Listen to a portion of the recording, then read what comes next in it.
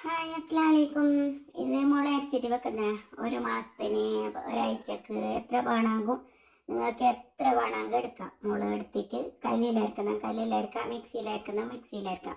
മുളിൻ്റെ കണക്കൊന്നുമില്ല.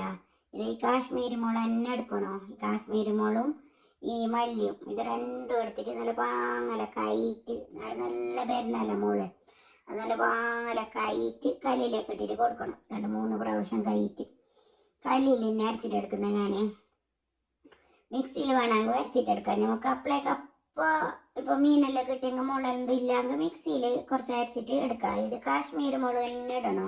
മറ്റേ മുളക് ഇട്ടെങ്കിൽ അത് ഭയങ്കര കത്തുന്നു.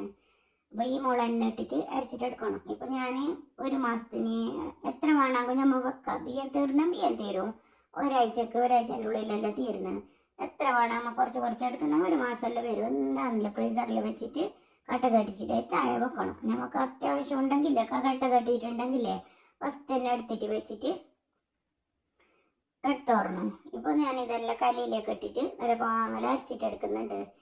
ഈ ഇടയിലെല്ലാം കഴിഞ്ഞിട്ടുണ്ട്. അതിനെല്ലാം കൈ വെച്ചിട്ട് നല്ല പാങ്ങല എടുത്തിട്ട് കൊടുക്കണം. അല്ലെങ്കിൽ നമുക്ക് അരിയാനായിട്ടാകുമ്പോൾ ഇല്ലേ അതിൻ്റെ മുകളിൽ തന്നെ ഇടി തന്നെ ഉണ്ടാകുന്നു. കൂട്ടിയിട്ട് കൊടുത്തില്ലെങ്കിൽ നല്ല പാങ്ങല കൂട്ടിയിട്ട് കൊടുത്തിട്ട് നല്ല പാങ്ങല അരച്ചിട്ട് എടുക്കണം. നല്ല മൈ പോലെ അരിഞ്ഞിട്ട് എടുത്തിന്. പിന്നെ ഞാൻ എടുക്കുന്നത് ഇപ്പോൾ കല്ലിന്ന് തിരിച്ചിട്ട് അങ്ങനെ എടുക്കുന്നത്. ഈ കല്ല് എല്ലാവരുടെ പുരയിലുണ്ടാകണമെന്നില്ല. ഈ അതിൻ്റെ ഇതില്ല, ഞാൻ തിരിച്ചിട്ടെടുത്ത് അത് എടുത്തിട്ട് കല്ലെടുത്തോണ്ട് വന്നിട്ട് ഇവിടെ വെച്ചിട്ട് കൈറ്റെടുക്കുന്നത്. നല്ല പാങ്ങല കൈറ്റെടുത്തിട്ട് പിന്നെ വടിച്ചിട്ടെടുത്തിട്ട് ഒരു ഇലെടുത്തിട്ട് ബോക്സിലെടുത്തിട്ട് വെക്കണം. ഈ വെള്ളം ഉണ്ടെങ്കിൽ നമുക്ക് മീനിൻ്റെ കറിക്കെല്ലാം ഉപയോഗിക്കാം. ഈ വെള്ളം നമ്മൾ അപ്പം മീൻ വെക്കുന്നെങ്കിൽ നമ്മളെ ഫ്രിഡ്ജിൽ വെച്ചെങ്കിൽ വേണമെങ്കിൽ എടുക്കാം. അത്ര തന്നെ.